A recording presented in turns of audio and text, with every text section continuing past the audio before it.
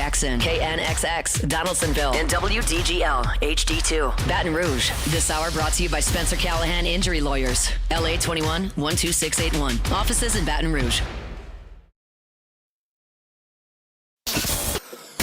Now, The Hunt Palmer Show. Boy, does it smell good. You're listening to The Hunt Palmer Show, brought to you by Rouse's Supermarkets on 104.5 ESPN, Baton Rouge. That's good. Live from the Mercedes-Benz of Baton Rouge studio, this is Hunt Palmer.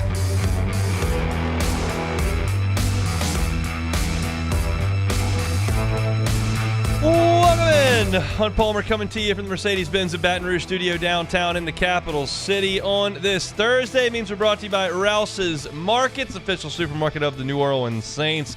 Got some Saints to talk about today. Got Jacob Beck and Cassie Spazzali back there on the ones and twos, and glad you're hanging out with us on 104.5 ESPN Baton Rouge. Plenty of guests to get to here on this Thursday. As always, we'll talk to Luke Johnson in 15 minutes. LSU loses a defensive line coach to the Saints. Bo Davis headed to New Orleans. We'll talk to Luke about that. He reported it this morning. We'll chat with Joe Healy coming up in 30 minutes about the SEC baseball weekend to come. Chris Blair will join us as well. So lots and lots to do here on this Thursday edition of the Hunt Palmer Show. Lock us in for the next 2 hours. Start the same way we start every day, our Genesis opening drive.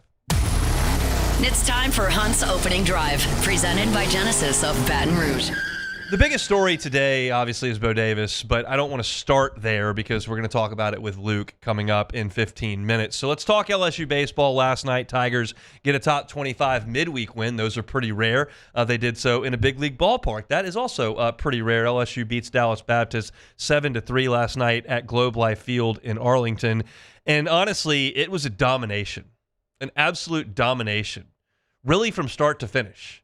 Curiel gets on to lead off the game. Jones drives him in. And LSU never truly looked back in this game. However, it was not without some drama because Dallas Baptist in the 8th loads the bases with 1 out, down 4, and hits an absolute rocket right at Jared Jones for a double play. Some good baseball fortune there for LSU. That came on the heels of LSU failing to put the game completely out of reach. You've got a spot in the 7th with the bases loaded and 1 out. You go with the suicide squeeze with Josh Pearson. He pops it up. Essentially, you leave him loaded even though it only counts as straining 2. And then the next inning, you load the bases with nobody out, and you're unable to come through with a hit. Mick Paul strikes out. Ryan Costello pops out to first. Chris Stanfield strikes out, and you leave the bases loaded. It was a theme of the night last night and the reason why there was some drama. LSU out-hit Dallas Baptist 12-3 in the game. Crushed them in terms of hitting. But the Tigers were just 3 for 16 in the game with runners in scoring position.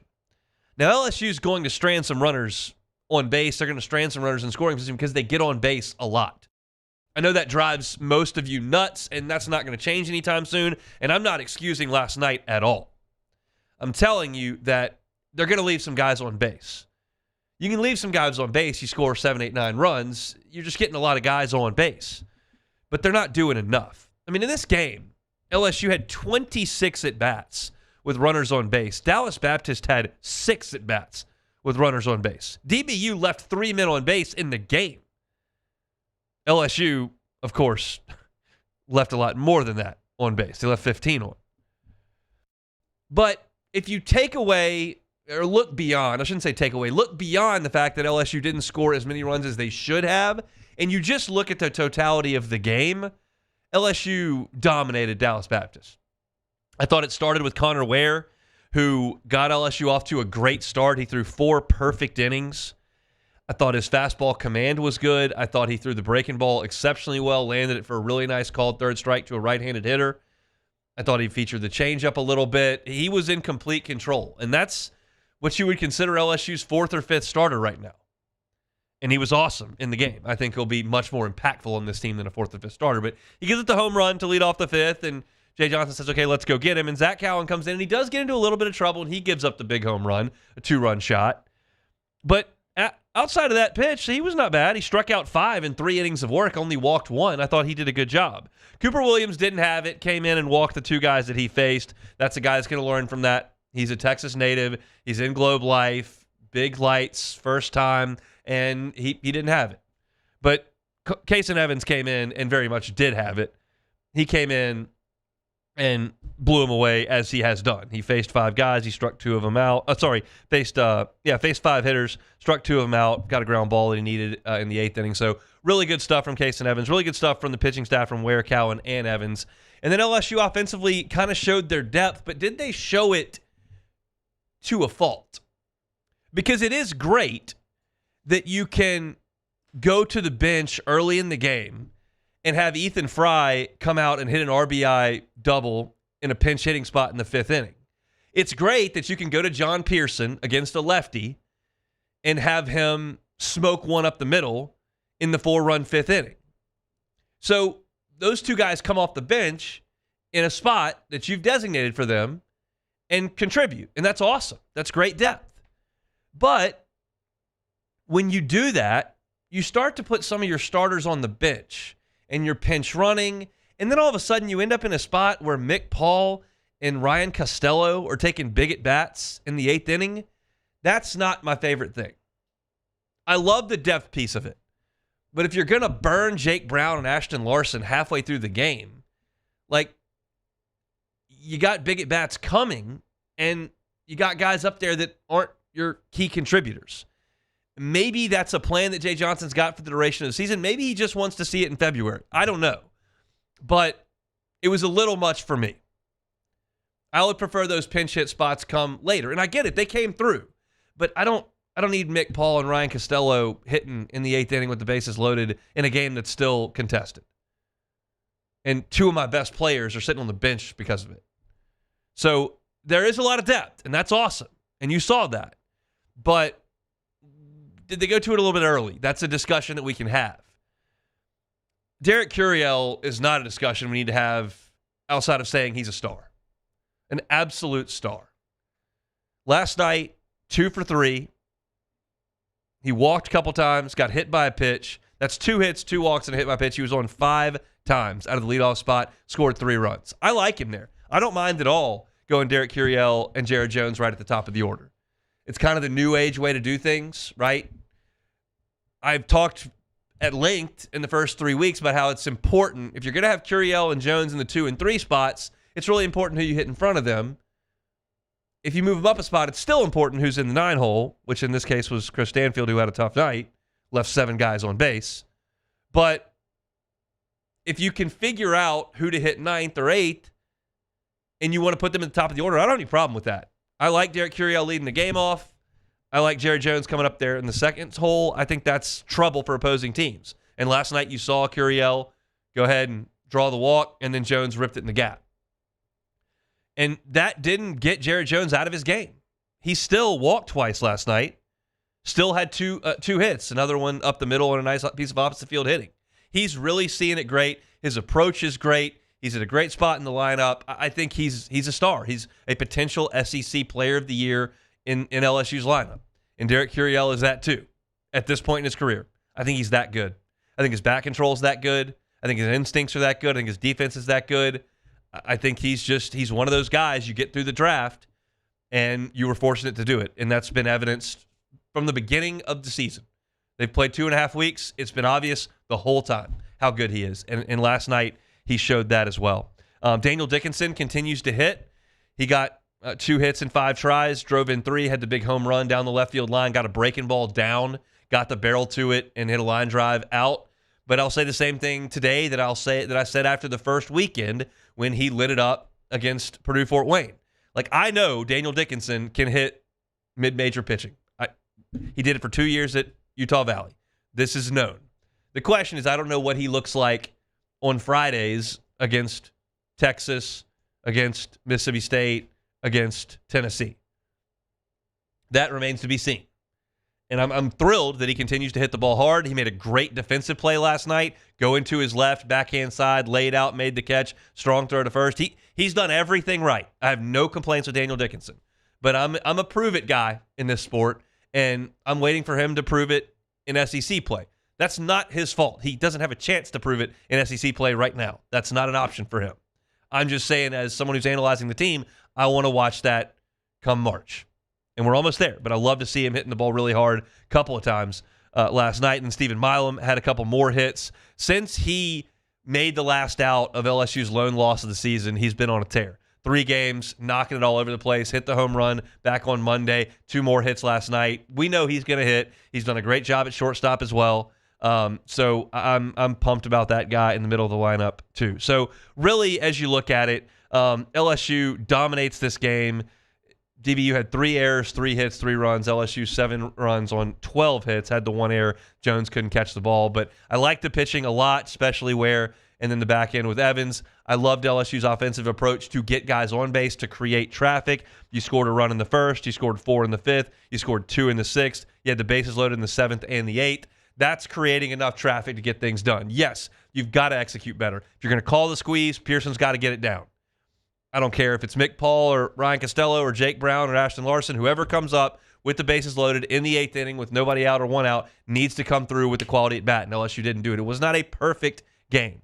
But in summation, this was not some SWAC Tuesday. This is a top 25 team, a team that the last 4 years of college baseball has finished with an RPI in the top 50, a likely quad 1 game against a solid team. You didn't see their weekend arms either, and they didn't probably play their best game, but it is a solid baseball team, and LSU overwhelmed them with talent and execution.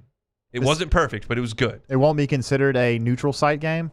I believe it will be. Okay, so then it'd still be quad 1, you think? Baseball doesn't have the. They don't have the. It's just top 50, top 100, top 150, and beyond. So I looked that up yesterday. I didn't know that as of 25 hours ago. I generally have to refresh some of these things, but yeah, I checked it out on the RPI stuff. Top 50 is quad 1, and DBU is very, very likely a top 50 team. So going to be likely a quad 1 game. Impossible to know at this point. Likely a quad 1 win, and at that, when it comes to late May, my number 1 metric, and I'm not on the committee, but my number 1 metric is what'd you do in quad 1 as far as your winning percentage and how many wins you got. And the SEC gets a nod there because they play far more than teams in the ACC, Big 12, Big 10, whoever.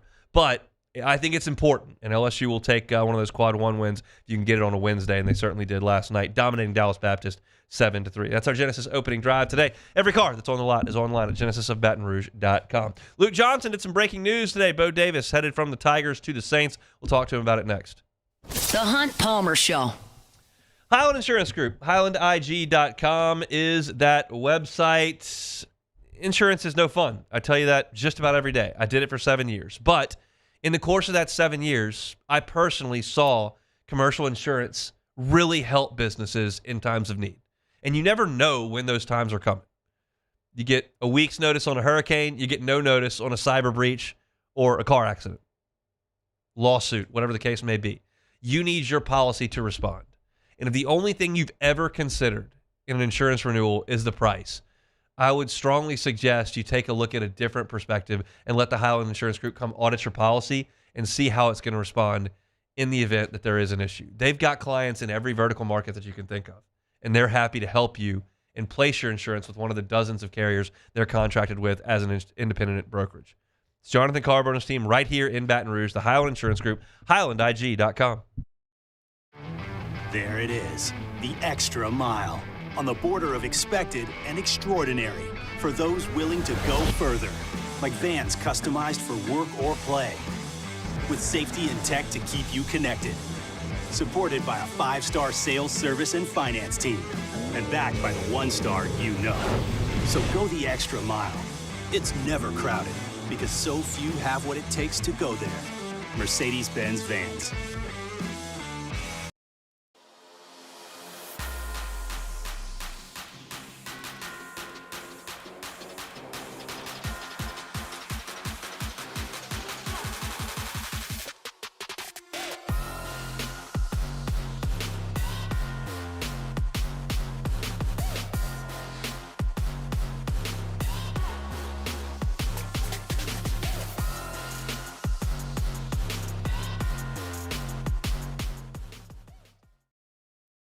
Jerry and Benny Payne began Central Plumbing Company out of their driveway in Tanglewood subdivision.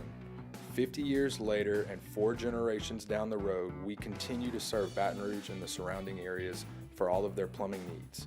Residential, commercial, industrial, or hospitality, Central Plumbing is here 24/7, 365. We want to thank our customers, family, and friends for 50 years of success. And looking forward to 50 more. Crime has serious consequences, but anyone can make a mistake. If you find yourself in trouble with the law, know that you have rights, and it's okay to demand them. The law offices of O.C. Brown are here to protect you and your rights. Felony or misdemeanor, DUI or drug charge. No matter what crime you're accused of, you still have rights. Let the law offices of O.C. Brown uphold them. Call 225-343-1111. Your law firm for a lifetime.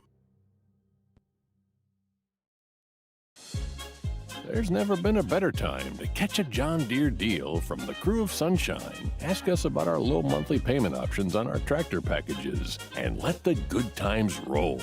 With equipment strong enough to power one of the world's largest celebrations, we've got your needs covered too. Learn more about what it means to be powered by Sunshine at sunequip.com. Some restrictions apply. See dealer for details. Offer ends March 5th, 2025. At Ochsner, we know healing is a team sport. That's why we've partnered with world-renowned orthopedic surgeon Dr. James Andrews to create the Ochsner Andrews Orthopedics and Sports Medicine Institute. Whether you're a professional athlete or a weekend warrior, our team of specialists are dedicated to getting you back in the game. So whatever your reasons are for reaching your personal best, we've only got one: you. Ochsner Andrews.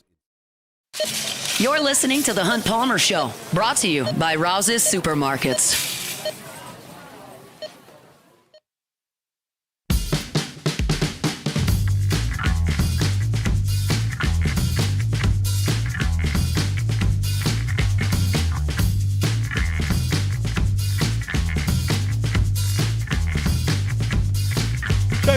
Here, Thursday edition of the Hunt Palmer Show, presented by Rouse's Markets, official supermarket of the New Orleans Saints. Speaking of the New Orleans Saints, if you're a Saints fan, you're excited today. Picked up a really quality defensive line coach in Bo Davis. If you're an LSU fan who loves the Saints, you're probably a little bit torn on that as LSU loses an elite recruiter and position coach to the Saints. If you're an LSU fan who doesn't care about the Saints, you're kind of ticked off. And if you are ticked off, you can blame our next guest, Luke Johnson, because he broke the story and he ruined your morning. So he is the guy that we've got to call to the carpet here. Luke, do you have to apologize to all the LSU fans who do not care about the Saints and are furious about this news? No, I don't have to apologize for anything. But I am going to tell you my mentions have been absolutely hilarious this morning. I mean, it's like, LSU fans who don't care about the Saints are really cranky. Dude, it has been a long time since I've had this much fun, like just scrolling through like my personal interactions on Twitter, because like there are people like who are just like really just like threatening bodily harm against like, you know, Saints executives, and then there's just like the group of people who's like, man, like I'm really sad, but like, damn, this is a really good hire, you know. It's been a wild ride this morning. Sports don't call for a lot of reason, oftentimes. When this crossed your radar, did it surprise you? Yeah. Actually, I think my response when somebody told me about this was like, yo, what? I mean, they're obviously, because of how late they are in the game on this, they're in like a little bit of a unique situation putting together the staff.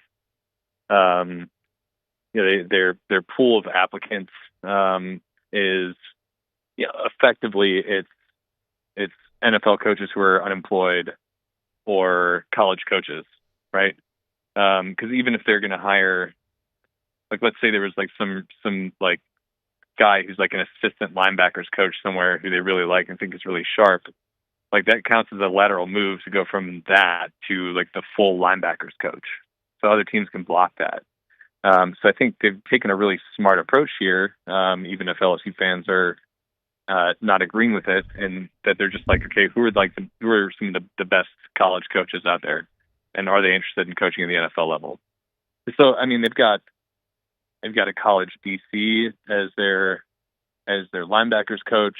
I think you could argue that they got the best defensive line coach in college football to be their defensive line coach, and the best defensive backs coach in college football to be their defensive backs coach. That's a pretty major coup when you're not hiring guys who, you know, were coaching at the end, like smart coaches who were coaching at the NFL level last year, but were like unfortunate enough to be on a staff that, you know, was let go. So I mean, smart on their part, but really frustrating if you're an LSU fan. I know that assistant coach salaries are not public and are hard to get to, but we do know that Bo Davis, who worked for the public university, was making $1.25 million at LSU. I would suggest that that's probably a nice little pay cut for him, but a chance that you don't have to deal with the NIL and transfer portal and you coach at the highest level. What sort of dynamics do you think are at play here with all that? Yeah, I don't know if I would. Again, we have no idea, right? We have no idea what they're making, and yeah, that's true for even most head coaches. So I don't know if I would think he's taking a big pay cut though. Because I mean, yes, there's a lot of stuff involved with college football right now that especially for somebody who's a recruiter, it makes it kind of a difficult world to be in. But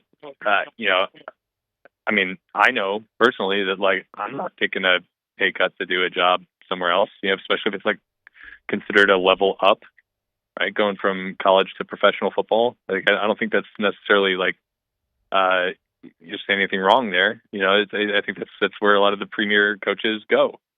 And I'd be surprised if he's making less than $1 million to coach your defensive line, or significantly less than what he was making at LSU.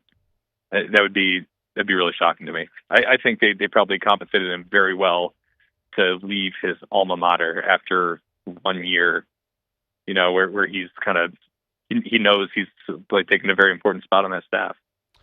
Yeah, it's interesting for sure, and we'll see how LSU responds to that. But the more important pressing matter for the beat that you're covering here is the Saints. They've kind of got their coaching staff together. Is the next step here Derek Carr? Have they put that to bed with what Mickey Loomis said this week? I mean, what's kind of next for this organization?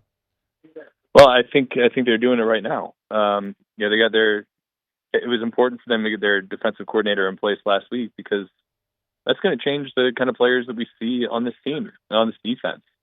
They need to know that stuff before they come out here to the combine. I mean, they could do a lot of the film work. They're going to know, and obviously, you don't need to be here to see somebody run a 40 or whatever. But you want to build kind of your list of who you think is going to be a part of your draft class here. And you start really filling out kind of the meat of the dossier where you're doing these meetings with these kids, and you want to know what kind of kids you're trying to add.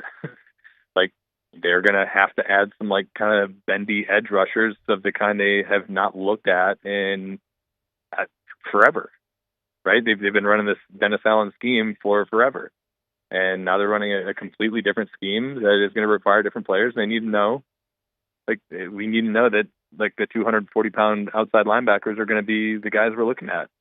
So I think that part was really important. I think that's really what they're drilling down on here. I was talking to somebody before, on the plane up here. It said they hadn't even put together the list of defensive free agents. These are the guys we should be looking at because they didn't have a defensive staff. So that part's going to be involved too. Mickey Loomis said that he thought that they would be a little bit more aggressive in this offseason than they were last offseason. Now, they weren't very aggressive at all last offseason, but I was kind of under the impression that they were kind of slowing everything down. Do you get the sense that it is ramping up now with a new staff and more salary cap room than maybe they anticipated? Yeah, weirdly, I get that sense. I don't know why. But I think that's probably why. Maybe the impression is that maybe they wouldn't be doing this, right? Because I think everybody who's looking at this organization from the outside in, they're well, there's no way, right? There's no way that they'd take on more and they'd be aggressive in free agency because of the position they're in. They're probably going to have to do a reset, right? And it's just every time you take that logical route, what all the evidence is telling you they should and will do, you talk to them and they say, no, we're going to continue doing the thing that we do. And whether it's right or wrong, I mean, let's just be real. They have a way better understanding of where they're at right now than we do in terms of what's realistically feasible from a management of the salary cap and player acquisition sort of thing. But like, I still don't see how it's going to work. I'm really interested to figure out how, because I feel like I'm going to learn something this offseason one way or another. Yeah, I mean, it's reasonable to suggest they would change things up a little bit, but this organization hasn't changed things very rapidly in the past. Anything stand out from Kellen Moore, whether it's the staffing, something he said in press conferences, anything that has caught your eye since as a hire? You know, I think one of the things that has stood out about Kellen Moore is there's not going to be a lot of stuff that stands out about him in a press conference setting. Yeah. You know, I think he's for a first-time head coach, I think he's already kind of mastered the art of saying something while saying absolutely nothing, which is deeply unfortunate for me. But nobody cares about me. So yeah, I think it's really kind of tough to get a true read of how he thinks about things and where he sees things going. But I do think that one of the interesting things is asking about Brandon Staley and the 3-4 thing and whatever. It's the change in defensive schemes is like kind of like, yes, they are going to have to get the type of players they didn't get before, but like it's not like it was in 1995 when you have to like completely like blow up the type of roster you had and bring in completely new guys. Because like at the end of the day, you're still going to spend like 70 or 80% of your time in like your sub nickel dime packages, where it's like a 4-2-5, or where everybody's running variations off of that. So I thought that part was interesting. It's just like it's not going to require a total overhaul of like their defensive personnel. They're just going to need a couple pieces they don't currently have. So I'm going to be interested to learn more about. We should hopefully talk to Brandon Staley next week and maybe get some more insight from him on that. But I did find that interesting. Are you going to have a shrimp cocktail? I stayed out so late on my first night that I was like falling asleep in my dinner last night. I was going to go meet our mutual buddy Dave Hellman for like a little shrimp cocktail plus at like 10 p.m. last night, and I had to be just like the world's biggest loser and text him at like 8:30, be like, I'm going to bed, bro. I'm not making it. I'm not making it. You're gonna have to do this without me. So maybe tonight I'll just like man up and reclaim like whatever like Marine Corps lore that's just like completely gone from me now. You gotta man up. You gotta make up for yourself. You owe that to Dave. He's already gone though. That's the thing. Like he left. I just got lunch with him. He's like on the way to the airport right now. All right. Well, enjoy the combine. Yeah. We'll talk next week, man. Yeah, thanks, buddy. We'll talk to you soon. Luke Johnson at the Advocate by Luke Johnson on Twitter. Appreciate him giving us a little bit of time from Indianapolis, talking a little bit of Saints. Our Thursday show is brought to you by Rouse's Market. We'll come back and set the stage for the SEC weekend, kind of get caught up on where things stand in the conference through a couple of weeks. Joe Healy, D1 Baseball's SEC Extra Team, is next. The Hunt Palmer Show. Genesis of Baton Rouge, genesisofbatonrouge.com is the website. Every car that is on the lot is online at genesisofbatonrouge.com. When you think Genesis of Baton Rouge, think luxury. When you think luxury, don't think, I can't. That's out of my price range. It may not be. You got to check. Genesis' whole model is the luxury experience at a reasonable price, from the first line all the way up through the highest level. You're talking about sedans, you're talking about SUVs, luxury vehicles, affordable prices. Get on by and see for yourself. Go see them at Airline near Piku. Check in with their brand ambassadors and talk about what it may take to get you behind the wheel of a Genesis. I can promise you, once you get behind the wheel, you will notice the difference. It's a phenomenal product, phenomenal staff, and you may not have seen them because they've only been in that location for just over 2 years. It's Genesis of Baton Rouge. Go by and see them, Airline at Piku. Check them out online, genesisofbatonrouge.com, genesisofbatonrouge.com.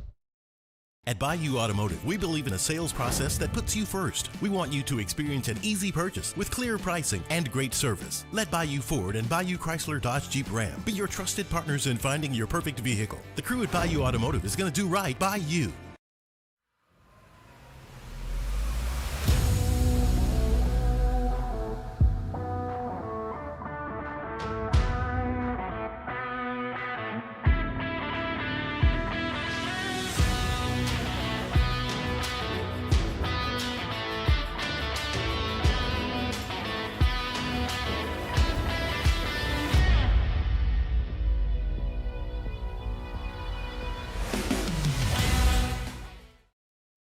Gulf Coast Bank and Trust is giving our customers the power to bank anywhere, anytime during this challenging event. And we're right there with you. Our mobile banking app is a smart way to manage your money and time. Gulf Coast Bank and Trust, the bank that cares about you.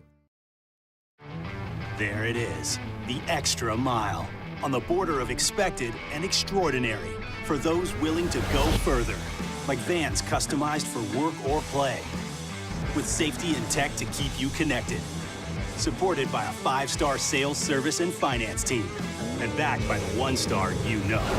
So go the extra mile. It's never crowded, because so few have what it takes to go there. Mercedes-Benz Vans. Family owned and community driven. Service Chevrolet Cadillac, a legacy you can trust since 1972.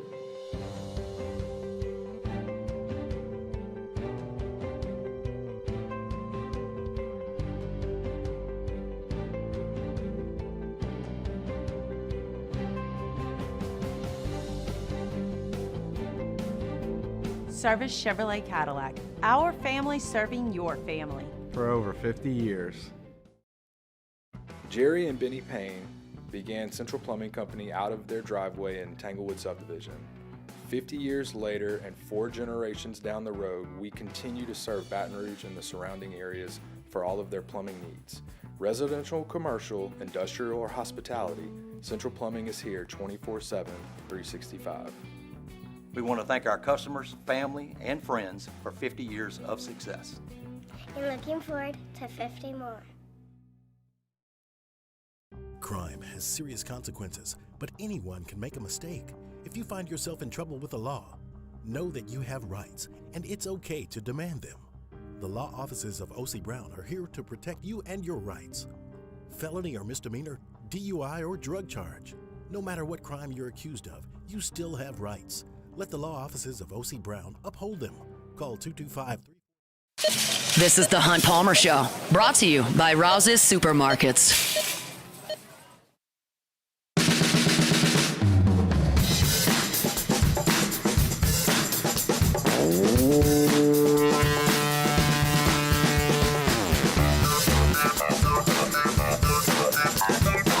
LSU baseball going to get underway from Frisco, Texas in 24 hours and 30 minutes. The 2 o'clock first pitch tomorrow between LSU and Kansas State. If you want to watch LSU all weekend long, you can, thanks to the good folks at D1 Baseball. One of those folks at D1 Baseball, part of the SEC Extra team, is Joe Healy. He's with us every single Thursday. Joins us now on the Jim's Firearms Hotline. Joe, how are you?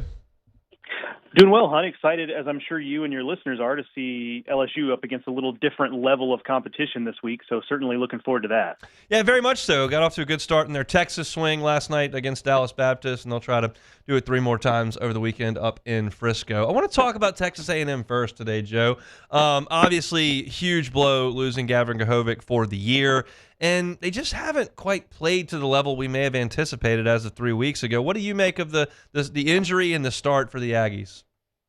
Yeah, the injury is obviously tough because he was probably Jay Slaviolette's best bit of lineup protection. That being said, it's still obviously a really, really good lineup. But now all of a sudden you look at Grahovic's out. We knew before the season they were going to be without Shane Sadeo, who is probably going to be their Saturday guy. And then Josh Stewart, a reliever that they really rely on, has been dinged up as well. So they've kind of had to battle it a little bit early this season. As far as the results, I would compare it a little bit to the 23 LSU team that there was so much expectation about, that every little thing got hyper-analyzed the first few weeks of the season. I think it's kind of the similar thing with A&M. I mean, maybe we'll look up in a few weeks and, the injuries or what have you have really made an impact. But I think there's also a very real scenario where maybe this team isn't quite as good as we thought it would be, but ultimately they'll be fine. And I'm betting on that, as far as at least the way they've looked, because I agree generally, kind of feels like they're sleepwalking a little bit. But in that way, I think maybe losses to Cal Poly and Texas State, honestly, maybe not the worst thing in the world, because now,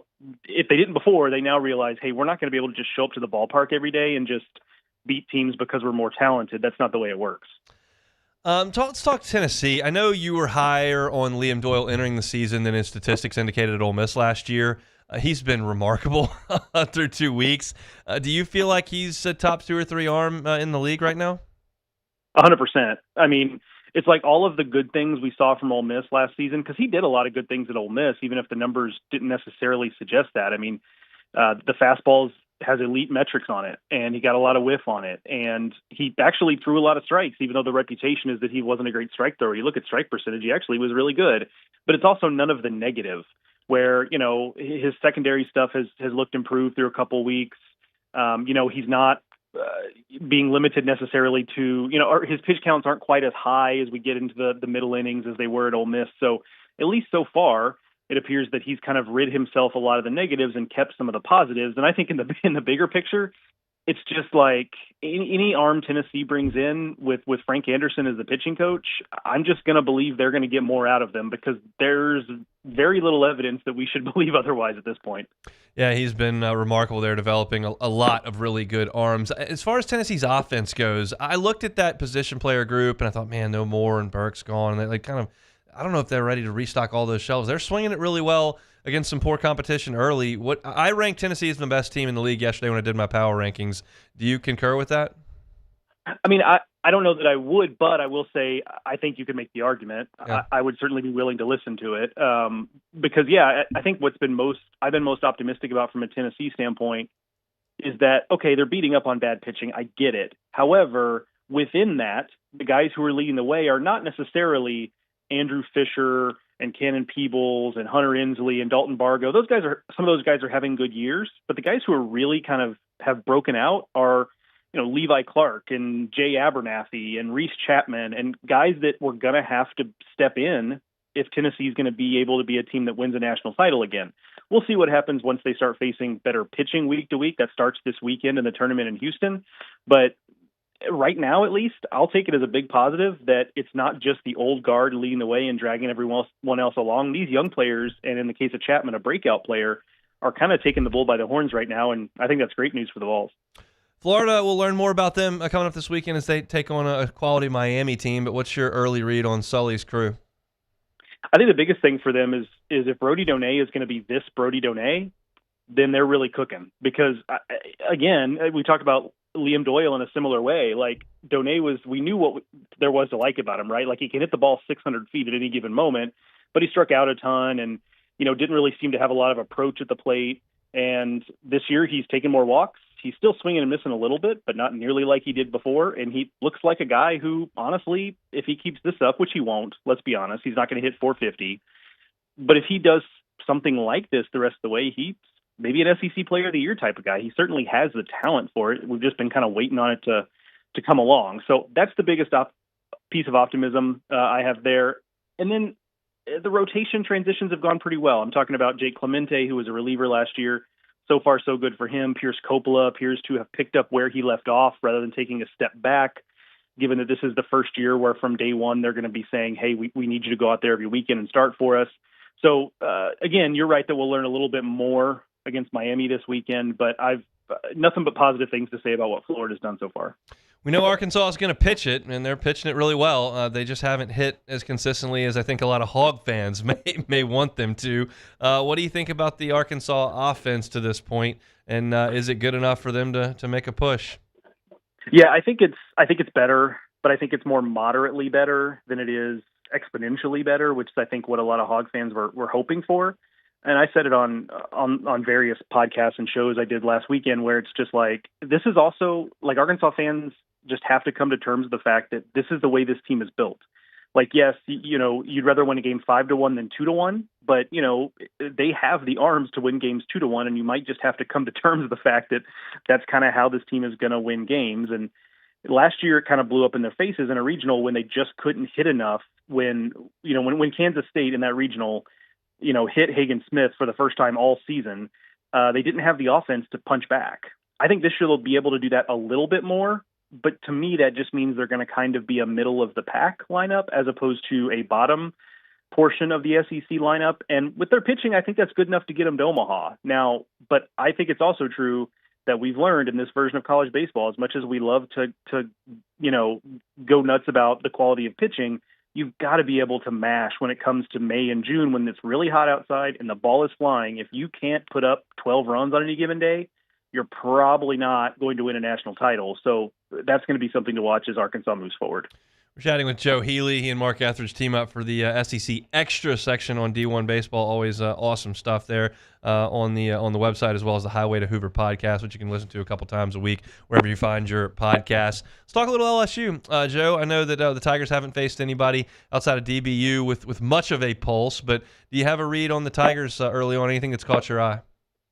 Yeah, on the pitching side, I think I'm really excited. I mean, obviously, Ianson and Shores and Anderson have been as expected, but I'm intrigued by the group of young pitchers and how that'll hold up. Kason Evans, William Schmidt, Maverick Rizzi, those guys that we knew had stuff, but how ready are they going to be from day one to be contributors?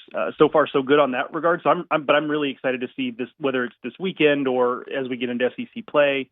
How well do they hold up? Because that's obviously a different deal. But if you're telling me that even if they're just like bullpen pieces, if you're telling me those guys, by the time we get to May, they're still going to be guys that we lean on pretty heavily, then I'm extremely bullish on what LSU has on the mound. Because I was bullish coming into the season of in the rotation.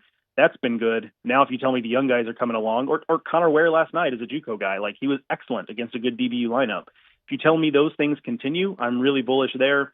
On offense, the biggest thing for me is Derek Curiel going to end up being, like some of these guys at LSU we've seen in recent years, like Dylan Cruz, for example, where from day one, he was arguably the best player on the field until the last game he played at LSU. He was arguably the best player on the field.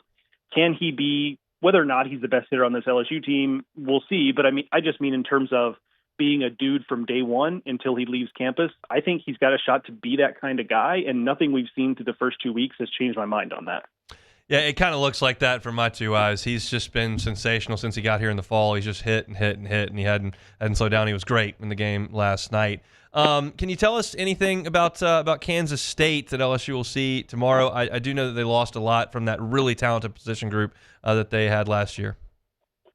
Yeah, they have lost a lot. I think that the thing that could potentially give teams trouble for them, and was a point of what helped them win last week in Arlington, because they played well last week in Arlington, is they are a weird little pitching staff where they're going to throw at you a big arm like Jacob Frost in relief or Blake Dean in relief. They're also going to start like a guy named Lincoln Sheffield who's going to throw 87 with a big bender curveball. Right, and they've got a couple of guys like that, and then they've got Tyrul, a guy who has a nasty two-seamer, and it's just going to look different than an SEC pitching staff. And so that's not necessarily better than most SEC pitching staffs, but it's certainly going to be a different look. And I think that was some of what teams last week in Arlington ran into with Kansas State, is that, I think about that last game against TCU where Sheffield, they're kind of, I don't want to say junk balling, that's a derogatory term, but just kind of like their soft tossing lefty just absolutely flummoxed them against a good TCU lineup. And so it's just going to look different than what they'll see in SEC weekends, even if this is a talented team. The other thing is offensively, they lost a lot of firepower. It's going to be more action oriented. So whether it's LSU or any other team this weekend, those teams are going to have to control the running game because, D. Kennedy, a Texas transfer, Micah Dean, Shintaro Inoue, those are all guys who can run. So if you let them get on base and you let them hang around, they can make it to where you're going to have a bad time. But that's ultimately how their offense is going to have to win games because they just don't have the pop they had last year. Unless he's got question marks at catcher, we'll see if Kansas State can make him pay for that a little bit. We'll be watching on D1 Baseball all weekend long. We'll talk to you next week, Joe. Thanks so much. Thanks, Hunt. See you, buddy. Joe Healy, D1Baseball.com's SEC Extra team. Curious to get a little bit deeper into Kansas State. I looked a little bit at the Wildcats earlier today, but I'll write a preview for the entire weekend for LouisianaSports.net coming up on the site first thing tomorrow morning with a 2 o'clock first pitch. And then certainly tomorrow in our first hour, we'll talk about LSU and Kansas State before they first pitch at 2 o'clock. Just full disclosure here, we'll toss all the cards on the table. We had made arrangements for me to be in Frisco, Texas tomorrow and all weekend long. Was going to do the show from the ballpark. Perhaps, definitely read in, go play a little bit of golf at PGA Frisco and see LSU play 3 games. not a good time for Hunt to be flying the coop at this point from the home base. So we're going to stay home. There may be some activity here in the coming days where we need to head to the hospital. So that's a good thing. We're happy about that, but not going to be able to make it to Frisco this weekend. So maybe another time, as LSU is going to head to Texas a lot in the Jay Johnson area. He likes those. So hopefully a big weekend in the Palmer house, but we'll see. I will not be in Frisco. So the way that impacts you, the listener, I will not be on location tomorrow, and we are not going to shuffle our schedule tomorrow as we were. I was going to go noon to 2 leading up to first pitch like we did on opening day. However, we're just going to go back to our regular Fridays. So OTB will be 7 to 10 off the bench. Live at lunch will be 11 to 1. I'll be 1 to 3, and Matt will be 3 to 6. So standard Friday programming instead of shaking things up for an on-location broadcast from Frisco tomorrow. So let's go to a break. We'll come back and close out hour number 1.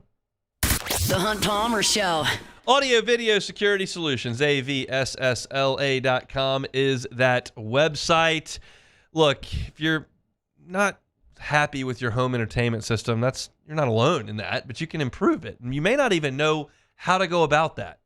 But the folks at Audio Video Security Solutions can. It's what they do. Mitchell Fisher and his team are an incredible company based right here in Baton Rouge. Last year, they were the People's Choice Award for the best vendor at the Parade of Homes, meaning they had the best line of products of anyone throughout the houses on the Parade of Homes. They can get you set up with a television mount. They can set up all of your speakers, get the surround sound cranked up. They can do things as high-tech as voice automation. You can walk into the living room and say, watch a movie or watch TV, and the drapes can come down and the television can come on, surround sound can perk up, lights can dim, all that voice automated. They can do things that sophisticated as well. You don't know what's possible until you call them. So go check them out online at avssla.com. You can find them on Instagram at avss_BR. It's Audio Video Security Solutions, avssla.com. There it is, the extra mile on the border of expected and extraordinary for those willing to go further, like vans customized for work or play, with safety and tech to keep you connected, supported by a 5-star sales, service, and finance team, and backed by the 1-star you know. So go the extra mile. It's never crowded because so few have what it takes to go there. Mercedes-Benz Vans.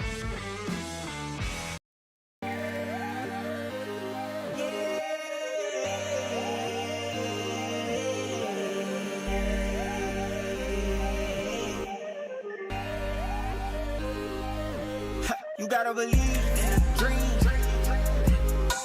Believe. You gotta believe in a dream. Believe.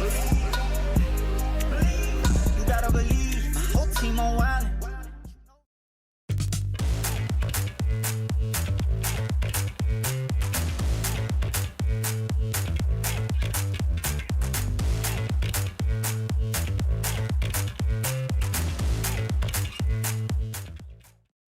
At Ochsner, we know healing is a team sport. That's why we've partnered with world-renowned orthopedic surgeon Dr. James Andrews to create the Ochsner Andrews Orthopedics and Sports Medicine Institute. Whether you're a professional athlete or a weekend warrior, our team of specialists are dedicated to getting you back in the game. So whatever your reasons are for reaching your personal best, we've only got one: you. Ochsner Andrews Institute. Long live you.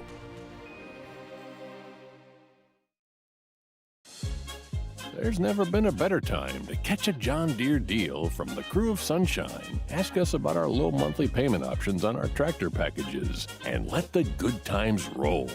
With equipment strong enough to power one of the world's largest celebrations, we've got your needs covered too. Learn more about what it means to be powered by Sunshine at sunequip.com. Some restrictions apply. See dealer for details.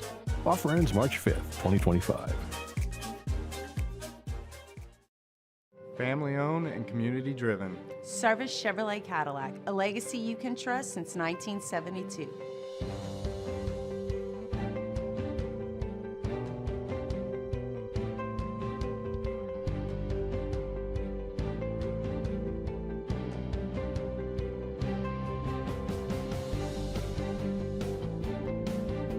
Service Chevrolet Cadillac, our family serving your family. For over 50 years. Jerry and Benny Payne began Central Plumbing Company out of their driveway in Tanglewood subdivision. 50 years later and 4 generations down the road. You're listening to The Hunt Palmer Show, brought to you by Rouse's Supermarkets.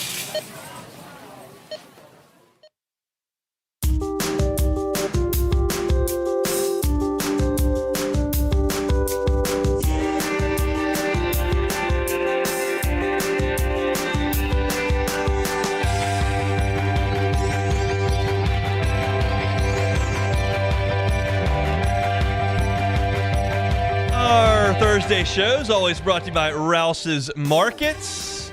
Got one more time to tell you about Rouse's Markets and their king cakes because they're awesome and they're available. If you're headed out to the parade routes this weekend into Fat Tuesday that's coming up next week and you need a king cake, you can always swing by Rouse's because they're always going to have them. Rouse's not going to run out of king cakes. They made 600,000 of them for this carnival season. That's enough. They've got, as you walk in, I always go to Burbank and Lee. That's the one closest to the Palmer crib. And you walk in, they're right there in front of you. The plain cinnamon are on the left. The flavored are on the right. Couldn't be easier. They're all marked. Grab one, head right to the cash register if you're headed to the parade route, or you just want one on the kitchen counter because they're awesome. Rouse is always happy to help you out with that in king cake season. Rouse's, this feels like home. I'm going to give my full thoughts on Bo Davis taking the Saints job coming up here at the top of the hour, so 10 minutes from right now. But I do think it's worth just kind of shoehorning into the back end of this hour that there has been one reaction to Bo Davis leaving LSU to go to the Saints, and that's from Lamar Brown. Lamar Brown, of course, top player in the state of Louisiana, offensive lineman / defensive lineman. Not sure where he's going to be, but he's big, he's physical, he's a 5-star. And he sent out a tweet earlier today and said, "My recruitment doesn't change for me. Tigers still #1," with 2 exclamation points and a tiger emoji. So that's a good thing. You understand whenever there's coaching change up, whether it's firings, whether it is guys that are taking on a promotion, whether it is guys who leave for whatever the case may be, that's going to cause roster volatility, whether that's on the current roster or whether that's in the recruiting pipeline. That's natural at every single program around the country. And LSU is going to deal with a little bit of that. There's no question about it.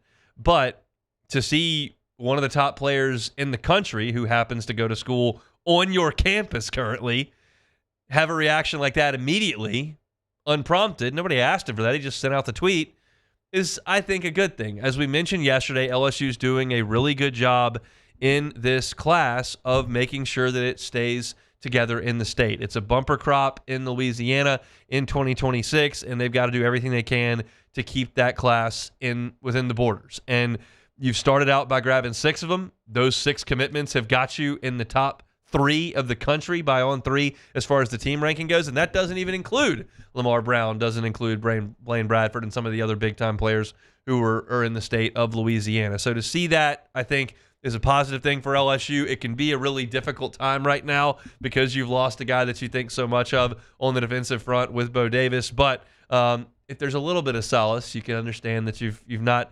completely lost your chances with a key player in the state of Louisiana. Remember, Elijah Robinson was the defensive line coach at Texas A&M a couple of years ago when Jimbo Fisher got fired. He was the interim coach. And there were a lot of guys that were committed in that class just to him. And when Jimbo got fired, they were still there. And then when he took the Syracuse job, they were gone. And LSU cashed in on that with Dominic McKinley and Gabe Relaford. These relationships, I know people don't think of them very often. Everyone just points straight to NIL. That's the biggest deal. That's where kids are going. They're going to the money. Well, sometimes it is the money, and sometimes there is a relationship thing. And so when those get severed, you can have some issues. And we'll see if that or how that happens as LSU moves forward in the post-Bo Davis era. But again, I'm going to talk about all that goes into that and what the genesis of this was and then where LSU goes from here in the top of the second hour, because I think it's a big deal for LSU, and so we'll talk about that in hour number 2. If you missed any of our first hour, always you can catch it on demand wherever you find your sound. You can start at 1045ESPN.com. All of our shows are there every single day. Off the Bench, Live at Lunch, Hunt Palmer Show, as well as AFR. You can catch Musso at the Box there if you're into your podcast. Pelican Scoop is there as well. Hoops with Hunt. All that is at 1045ESPN.com. And it's also wherever you find your sound, whether that's Apple Podcasts, Spotify, Google, wherever you get that sound, just search Hunt Palmer Show, like, subscribe, rate, and review all of our LSU football content. And trust me, you're going to want to subscribe to this because LSU football content is coming fast as of next week. Spring football is like 9 days away. We're getting to spring football right now. If you want your spring football fix, and don't want to scroll through everything all the time, just go to Hunt on LSU, and you can get your LSU football content right there all year round. You can get your Saints content at Hunt on Saints as well. All that's in podcast form. And we invite you to head over to LouisianaSports.net as well. We're going to have practice reports up there, going to have player interviews, going to have feature stories as well. Baseball, Saints, Combine, Draft, Mock Draft, all that is there at LouisianaSports.net, and it is all entirely free. So I want you all to go ahead and check all of that out. We got a busy hour number 2 that is coming up. Chris Blair, the voice of the Tigers, with us in 20 minutes. We'll talk a little bit of LSU basketball as they get ready to go to Starkville. Trip to Rupp Arena on deck as well. Saints, what are they looking at defensive line? That's even more relevant now that they've got their defensive line coach. We'll talk a little bit about that. And we'll start off the hour with my thoughts on Bo Davis leaving LSU for the Saints. What does that mean for the Tigers? It's an LSU-centric look at it. That'll be coming up in 5 minutes. So we'll step aside for Sports Center. Hope you come back for hour number 2. Hope your Thursday's going well. Working towards the weekend. It's the Hunt Palmer Show. The Hunt Palmer Show.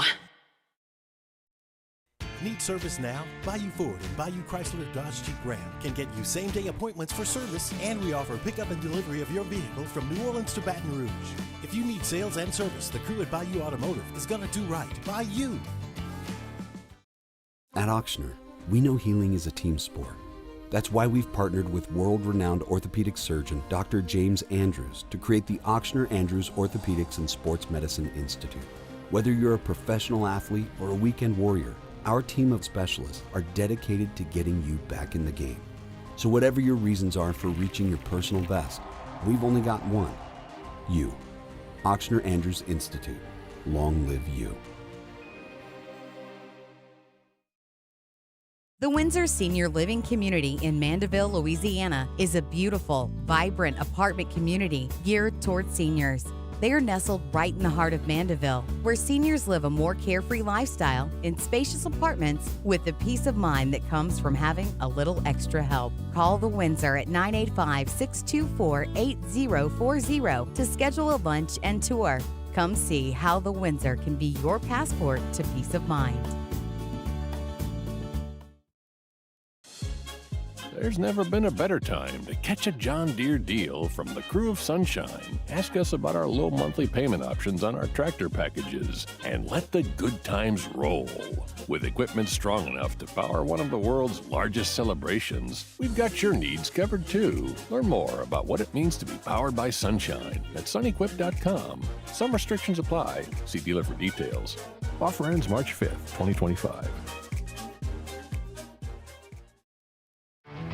There it is, the extra mile, on the border of expected and extraordinary for those willing to go further, like vans customized for work or play, with safety and tech to keep you connected, supported by a 5-star sales, service, and finance team, and backed by the 1-star you know. So go the extra mile. It's never crowded, because so few have what it takes to go there. Mercedes-Benz Vans. Jerry and Benny Payne began Central Plumbing Company out of their driveway in Tanglewood Subdivision. 50 years later and 4 generations down the road, we continue to serve Baton Rouge and the surrounding areas for all of their plumbing needs. Residential, commercial, industrial, or hospitality, Central Plumbing is here 24/7, 365. We want to thank our customers, family, and friends for 50 years of success. And looking forward to 50 more. Family owned and community driven. Service Chevrolet Cadillac, a legacy you can trust since 1972.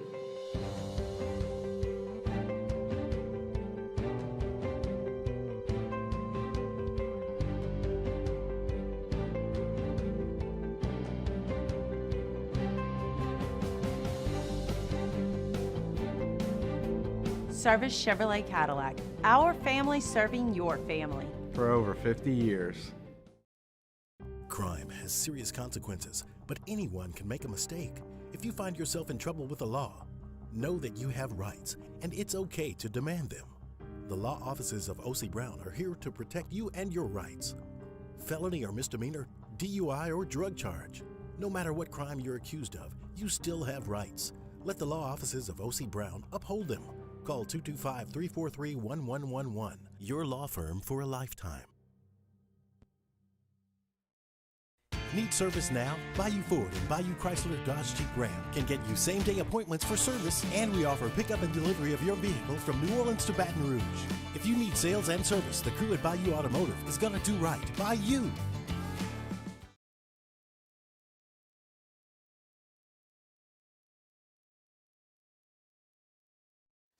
Is SportsCenter. I'm Doug Brown. Chiefs tight end Travis Kelce tells ESPN's Pat McAfee show he will play in 2025. Kelce sent a text saying, "I can't go out like that," referring to how he played in Super Bowl 59's loss to the Eagles.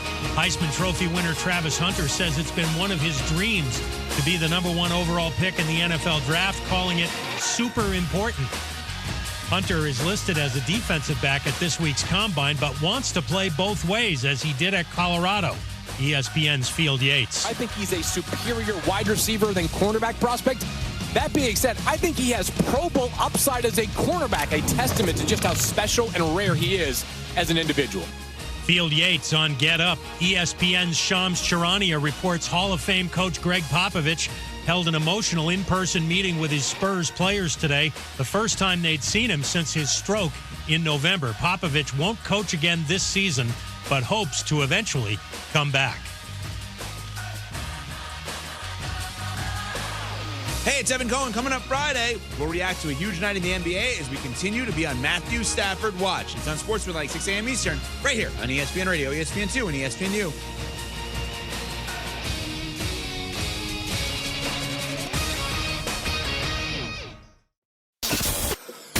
Now, The Hunt Palmer Show. Boy, does it smell good. You're listening to The Hunt Palmer Show, brought to you by Rouse's Supermarkets on 104.5 ESPN, Baton Rouge. That's good. Live from the Mercedes-Benz of Baton Rouge studio, this is Hunt Palmer.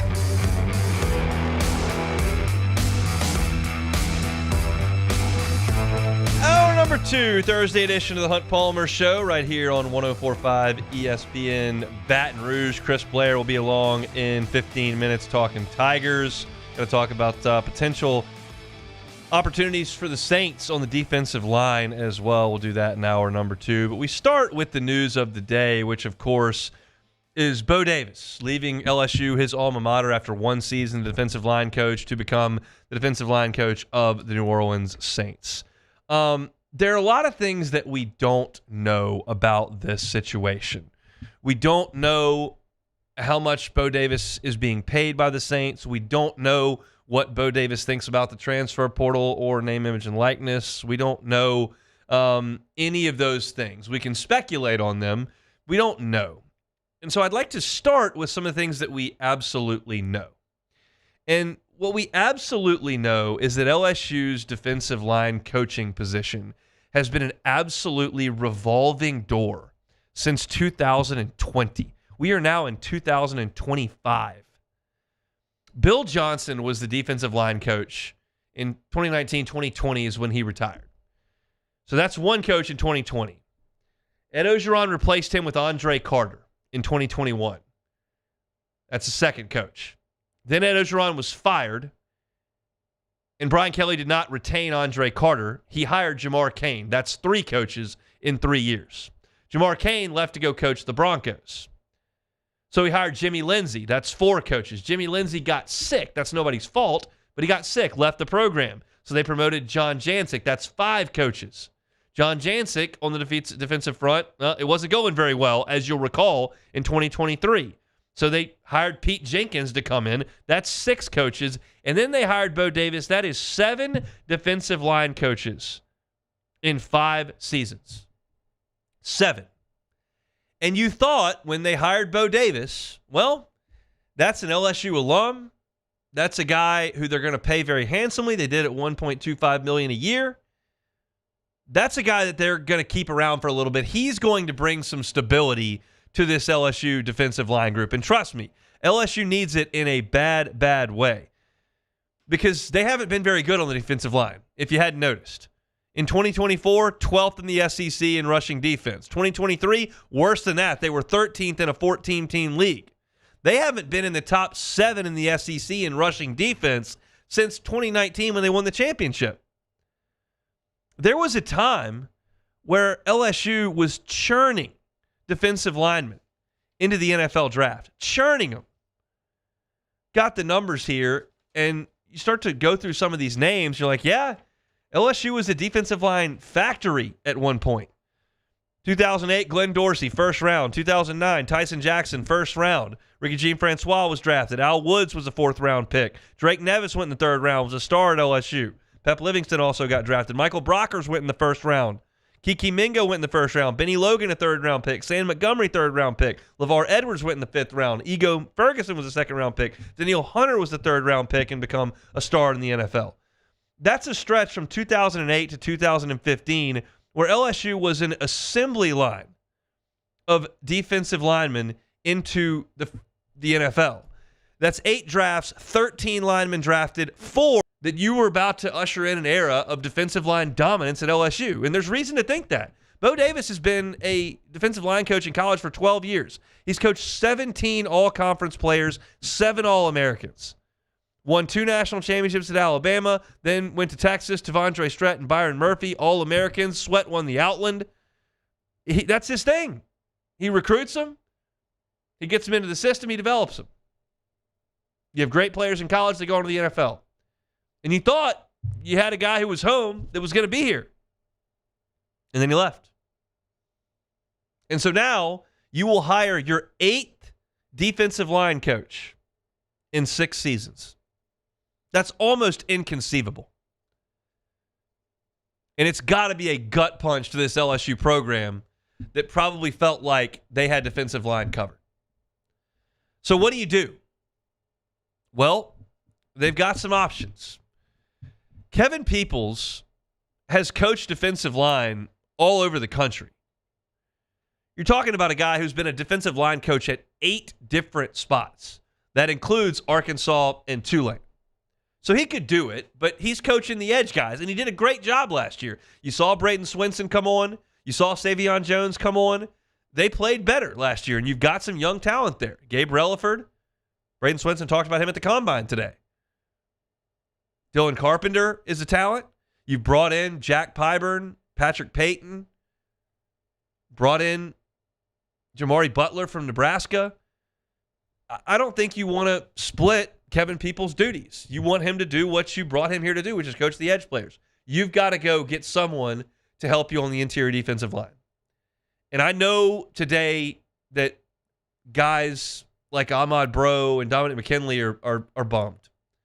T-Bob and Jake talked about it this morning. You lose your position coach, it's a tough thing. And I've heard Ahmad Bro talk about how much he thinks of Bo Davis. So that's a tough deal for those guys.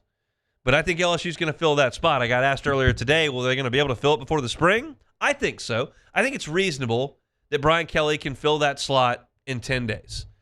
I don't think he found out about this whole thing today. That's probably something that he's known about for a few days.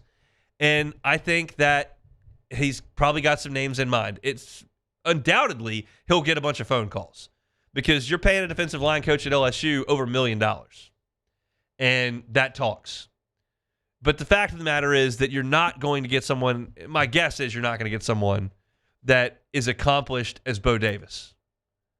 At Alabama, at Texas, what you think he could build at LSU, it's a big, big deal.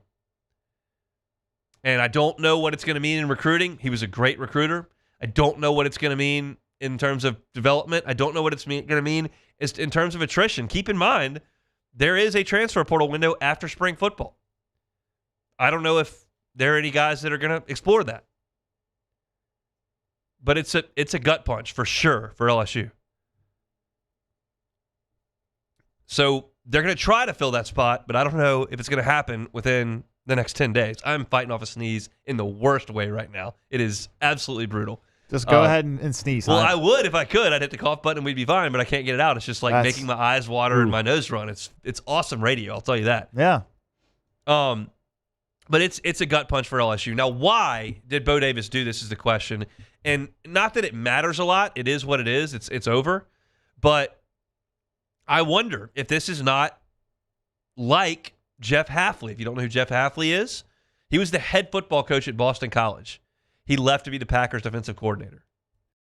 You know Chip Kelly, head coach at UCLA, left, went to call plays at Ohio State. Jim Larinaga, Final Four coach at George Mason. In the middle of the season at Miami, I'm out. Nick Saban has talked about this. Jay Wright retired. It's a tough time to be a college coach. And that doesn't mean you cry a river for them. It doesn't mean they're not paid well. I get all that. But dealing with 18 and 19-year-olds who are demanding millions of dollars and oftentimes will not take a lot of tough coaching and may just leave because there's no penalty for that, can be difficult for coaches that grew up in the old school. And in the NFL, you don't have to deal with it. So I have no doubt that Bo Davis loves LSU. I have no doubt that Bo Davis felt like when he took this job that it could be his last gig. But there may be some things about this era that he just doesn't love. The other piece to it, which has nothing to do with that, is it's a chance to coach at the highest level. The NFL is the top of the food chain. And if Bo Davis doesn't believe that he's going to be a defensive coordinator or a head coach and that he's going to be a position coach for his career, this is the highest point you can get to be a defensive line coach in the NFL. I don't know what that paycheck's like, but in terms of the competition, this is it. So it's a huge bummer for LSU. It's a blow to Brian Kelly's staff for sure. I'm sure it's really tough on those defensive linemen who now don't have a position coach and don't know what their future holds. But it's Bo Davis doing what he thinks is best for him. And what's best for him is a big loss for LSU football. There's no doubt about that. If you're looking for our LSU content, you can find it at Hunt on LSU, wherever you find your podcasts, or on YouTube as well. We'll step aside. We'll come back with Chris Blair, the voice of the Tigers. That's next. The Hunt Palmer Show. One Bath and Closets. OneBathAndClosets.com is the website. David Duvall and his team, 30 years redesigning and remodeling bathrooms and closets. What is the one thing that David Duvall and his team do more than anything else? The one job they get called to do more often than any other. It's tub to shower conversions. If you've got a bathtub that you don't use, you've got a bathtub that's not functional, you've got a bathtub that's just old and dingy, and you'd like to take it out and put in a new glass walk-in shower, David Vaughn and his team do that stuff all the time, and they're happy to help you with it. Go to the website and see pictures of their fantastic work. It's onebathandclosets.com. When you're at the website, after you look at the pictures of their fantastic work, you can go ahead and get that free consultation. It's right there on the homepage. You chat with David Duvall about what you're looking for. He tells you what they can do for you. Customize that job to your specs. And they have financing options available, 0% for 18 months if you qualify. That's the same as cash. It's One Bath and Closets. Find them online at onebathandclosets.com. Onebathandclosets.com. There it is, the extra mile, on the border of expected and extraordinary for those willing to go further, like vans customized for work or play, with safety and tech to keep you connected, supported by a 5-star sales, service, and finance team, and backed by the 1-star you know. So go the extra mile. It's never crowded, because so few have what it takes to go there. Mercedes-Benz Vans. There's never been a better time to catch a John Deere deal from the crew of Sunshine. Ask us about our low monthly payment options on our tractor packages and let the good times roll. With equipment strong enough to power one of the world's largest celebrations, we've got your needs covered too. Learn more about what it means to be powered by Sunshine at sunequip.com. Some restrictions apply. See dealer for details. Offer ends March 5th, 2025.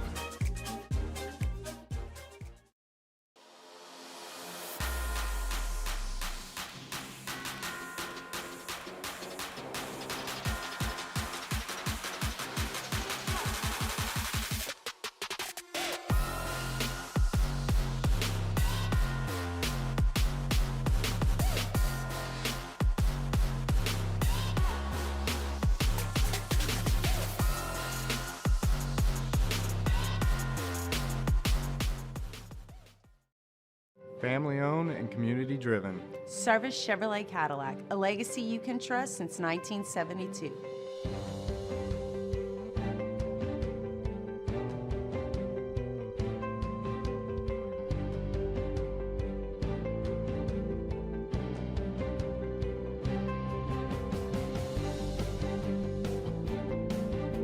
Service Chevrolet Cadillac, our family serving your family. For over 50 years. Jerry and Benny Payne began Central Plumbing Company out of their driveway in Tanglewood subdivision. 50 years later and 4 generations down the road, we continue to serve Baton Rouge and the surrounding areas for all of their plumbing needs. Residential, commercial, industrial, or hospitality, Central Plumbing is here 24/7, 365. We want to thank our customers, family, and friends for 50 years of success. And looking forward to 50 more. Crime has serious consequences, but anyone can make a mistake. If you find yourself in trouble with the law, know that you have rights, and it's okay to demand them. The law offices of O.C. Brown are here to protect you and your rights.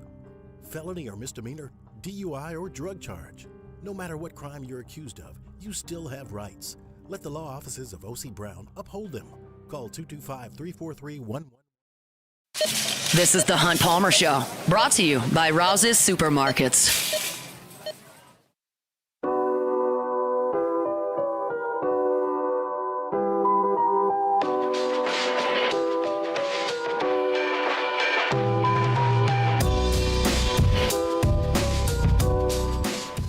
Thursday shows brought to you by Rouse's Markets. If you're looking for a king cake, no better spot than Rouse's to pick one up. Carnival season is upon us. That Tuesday coming up on Tuesday, so grab your king cakes over at Rouse's. Rouse's, this feels like home.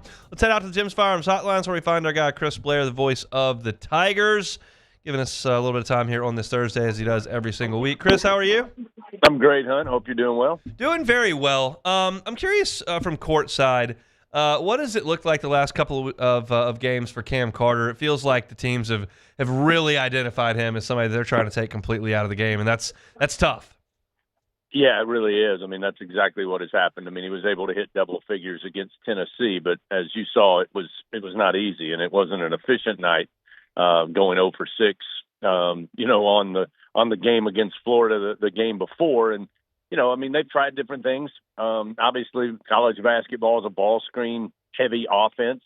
They tried to switch, having Cam, directly on ball screens and have him off ball screens. But again, these teams are able to figure that out. So I think they've done just a good job of just kind of jamming him, in times denying him the opportunity.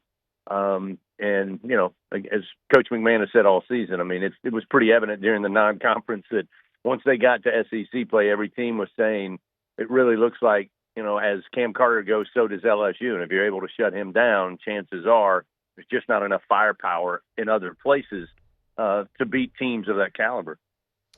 Let's talk about Curtis Givens, who's seeing extended minutes now, far more than he did in December and early January. What have you seen from the freshman point guard? Well, I think at times, he's learning the game. I mean, I think he's made good decisions at times, some great passes, facilitating the offense. And then there's been times, frankly, he's looked like a freshman in a, dominant league like this year's SEC. I think you're probably hoping to see a little more consistent scoring. And by that, I'm not really saying in a freshman year you need to be, 15 points a game. But I think you need to be somewhere in the neighborhood of, whatever that number is. If it's 6 a game, then you need to be consistent there. If it's 8 a game, consistent there. And I think that's been the issue is you've seen games with 6, 8 double figures, and then you've seen games with 2 or no points at all. I have been impressed of late that his turnovers have trimmed down. There was a time, I think, through the first 8 games that it was almost 2-to-1 turnovers to assists. And that's when LSU was averaging 16 turnovers a game. Now, they since have improved that somewhere around 10 turnovers a game over the last 5 games. So, again, I just think you've seen a progression. Although I know he wants to improve his three-point shooting. He's only about 26% for the season. So, when you're the point guard and your job is to, again, facilitate the offense, you got to kind of pick your shots wisely if you're shooting 26%. You may want to find an extra pass to get a guy who maybe has been a little more consistent shooting the ball, especially from the perimeter. Let's talk about Robert Miller, who's really come on in the last 3 weeks or so. What does that look like from courtside? I think that's one of the things Coach Brady identified very early on. And this is, non-conference games where Robert was getting, spare minutes and, not doing a whole lot from an offensive standpoint. But John just said, the upside to this young man is incredible. And now we've seen, the evolution in his maturity. I mean, I've been impressed with the ability to see the floor, even his passes. Again, when he gets it inside, and he made a great pass the other night across the floor to get a three-pointer knockdown, and had his back to the basket, just kind of sense where his teammate was. So and then you've seen some really good scoring games. I think he's got great balance. He's got great footwork. I think it was just a matter of getting used to the speed of this game. I mean, my goodness, I think he has the high school record in Houston. His high school scoring record. So I know he can score the ball. I just think it's more of now I understand the speed of the game. I'm a little more comfortable. And confidence is a dangerous thing. And, coming off that performance against Arkansas with 16 points and then following it up with a new career high of 19 points, in the loss to Florida, I would not have guessed on Saturday that the two leading scorers would have been the two big men based on the backcourt that both the Gators and Tigers have. But that's the way it goes. But I think Robert Miller is certainly positioning himself and growing into a really good big man who also, by the way, we've seen can step out and knock some three-pointers. Had a couple the other night. You're headed to Starkville, Mississippi this weekend. Any must-eat lunch or breakfast spots in Starkville that you've picked up over the years? No, not really. I mean, I try to kind of mix it up, although, John Brady, of course, got his Division I coaching start as an assistant under Kermit Davis's dad at Mississippi State. So Starkville he knows very well. He's very close with Richard Williams. They have something in common. Richard, of course, took the Bulldogs to the Final Four when he was the head coach. They've coached together. They're great friends, and Richard's a great guy. He's actually doing the radio now as a color analyst, just like John. So we have dinner reservations at 5:30 at Richard's Place, which I don't know the name of, but I'm sure it's going to be great. I'm sure you'll all be taken care of quite nicely there. I think it sounds like you know a guy at this point, so that ought to be good. Let's talk a little bit of baseball while I've got you. I know you've been in and out with basketball and baseball, but your thoughts on Derek Curiel off to the start that he's on for 3 weeks as a Tiger? It's funny. This is the third time I've talked about Curiel today alone. Yeah. And I try to be very clear with my words here. What I have seen from Curiel early on as a true freshman is reminiscent, Hunt, to some of the feelings and observations I had. And hold your breath, everybody. Dylan Cruz. And let me specify. The swing he has is pure and sweet. I mean, it's just, you can watch him hit off a tee, you can watch him in BP, or you can watch him, frankly, in the game, and you can tell that he has got an incredible swing that he's honed over many, many hours and many, many thousands and thousands of swings in his career. His ability to slow down the game, at least early on with the small sample size that we have, also reminds me of Dylan Cruz. It's hard to, you keep looking down at my notes to remember he's a true freshman. I did the same thing when Dylan was here. Now, I'm not going to put the pressure on Derek Curiel, 5-6 games into the season that you're the next Dylan Cruz. That's a long way to go. And that would be unfair to Dylan. But I do remember saying, about midway through Dylan's sophomore year, that we are extremely lucky that we had an opportunity to see him play college baseball. And I'm not there yet, but I think those things that made me say that are all pretty evident early on with Derek Curiel. I mean, he's just a tremendous player with a ton of talent. And again, I just think it's hard to imagine a guy being able to step up in this league. And we'll see once the SEC starts, that'll be the big test. But he looks as confident as anybody who's been playing in this sport for 3 or 4 years. He's something. Offense, defense, and running the bases, he's been fantastic. I'm curious your thoughts on this. You spend some time with Jay. One of the strengths of this team is the depth. They got a lot of guys that are really good. Last night, he was pinch hitting a lot in 4th and 5th inning, and all of a sudden you got down into the 8th inning and you had Mick Paul and Ryan Costello up there because you had pushed so many buttons. Do you get the sense that that's something he's going to do moving into SEC play, or do you think he's just trying to get a February look at as many things as he can? I remember a statement that Jay made to me, in fact, in his first year at LSU in Hattiesburg in that regional. which, again, he pushed every right button and pulled all the levers and got real close to getting to the supers in that first year. But it really felt like at times, did we give some guys enough experience that if a guy is struggling or floundering on a given day, do we have somebody that we feel confident we can put them in that position, in the 6th inning, in the 8th inning when you need a big hit? And the truth is, I don't think that was true. So I think that part of it is twofold. I think both of your points are probably where Jay is thinking at this point, which is, A, we need to find out with all this talent, who gives our team the best chance to win most every night. And that's why I think early on you're going to see, guys come into the game even early. Like you said, 4th, 5th, 6th inning, you start to see a change. But the second part of that is I think he definitely wants everybody to get experience so that when you're in a bind and somebody is not having their best night, you don't feel like it's a big unknown to call upon somebody to grab a helmet and a bat and step in there. And I think it serves both purposes. And that's, again, why I think this LSU team is so dangerous when you look at the talent that they have. The problem is, how do you get them experience, especially for those who transferred in and certainly for true freshmen? Because you want to be able to, in the 9th inning against Tennessee or against Arkansas or you name them, to be able to go, all right, I'm looking down the dugout, and this guy's got enough at-bats. This guy has shown me enough. We're going to put him in there. We need a big hit. And I think that's really why you're seeing that early on. It's early, as you just mentioned, but do you feel like that these freshmen may be the guys that Jay goes to in big spots out of the bullpen? I mean, it kind of feels that way right now.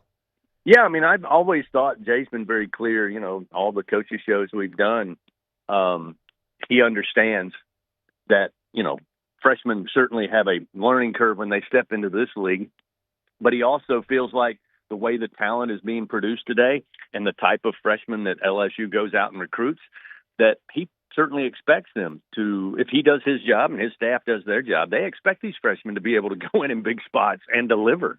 And again, that just shows you kind of the progression of where this program is. I don't know if Jay would have said that his first year, but I think now with the talent they're bringing in, I don't think he has any qualms whatsoever about calling on a guy to the mound out of the bullpen, or for that matter, grabbing a bat and stepping in to pinch hit in a big-time spot on a big-time stage against a big-time opponent.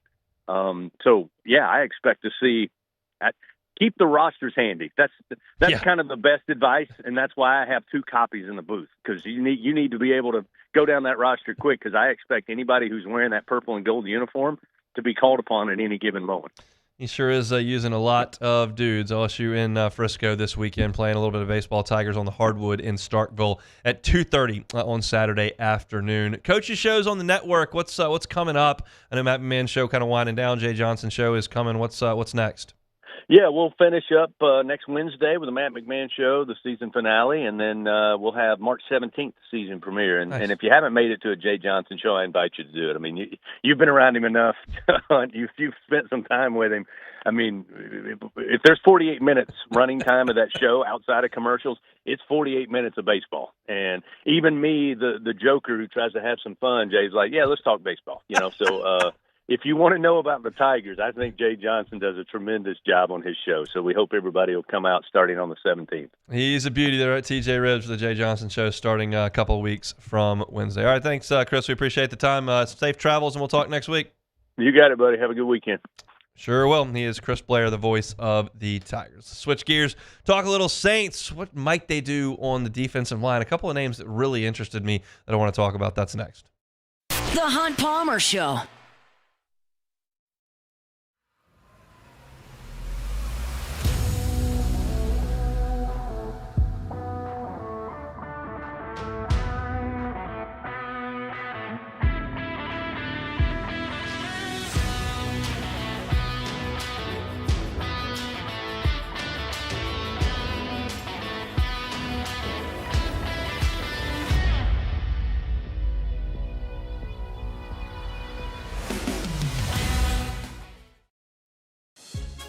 There's never been a better time to catch a John Deere deal from the crew of Sunshine. Ask us about our low monthly payment options on our tractor packages and let the good times roll.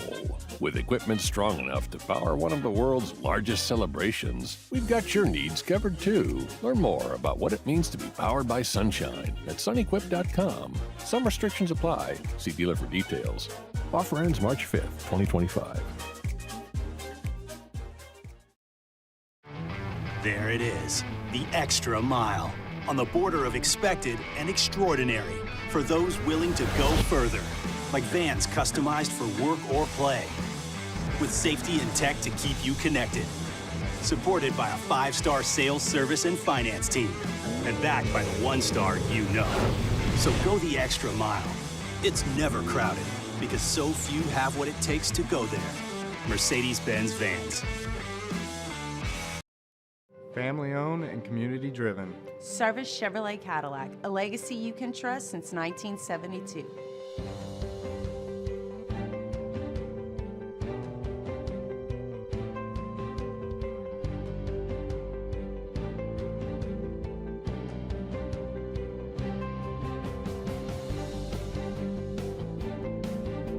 Service Chevrolet Cadillac, our family serving your family. For over 50 years. Jerry and Benny Payne began Central Plumbing Company out of their driveway in Tanglewood subdivision. 50 years later and 4 generations down the road, we continue to serve Baton Rouge and the surrounding areas for all of their plumbing needs. Residential, commercial, industrial, or hospitality, Central Plumbing is here 24/7, 365. We want to thank our customers, family, and friends for 50 years of success. And looking forward to 50 more. Crime has serious consequences, but anyone can make a mistake. If you find yourself in trouble with the law, know that you have rights, and it's okay to demand them. The law offices of O.C. Brown are here to protect you and your rights. Felony or misdemeanor, DUI or drug charge. No matter what crime you're accused of, you still have rights. Let the law offices of O.C. Brown uphold them. Call 225-343-1111. Your law firm for a lifetime.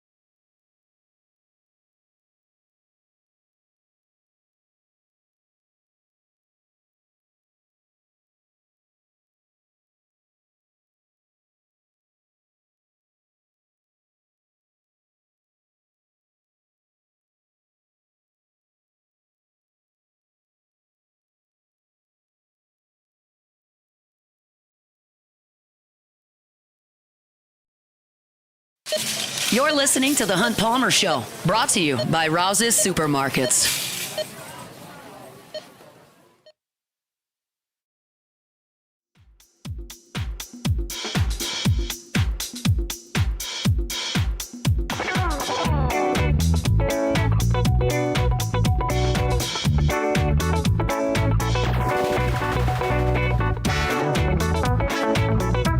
I was all teed up to talk about the Saints defensive line today. That was in the log when I woke up this morning. And what I didn't know when I woke up this morning was that Bo Davis is going to be the defensive line coach, which has at least half of my audience a little bit salty that the Saints have taken the defensive line coach from the LSU Tigers. However, there's at least half the audience that's thrilled that the Saints got a really good position coach, and I think that they did.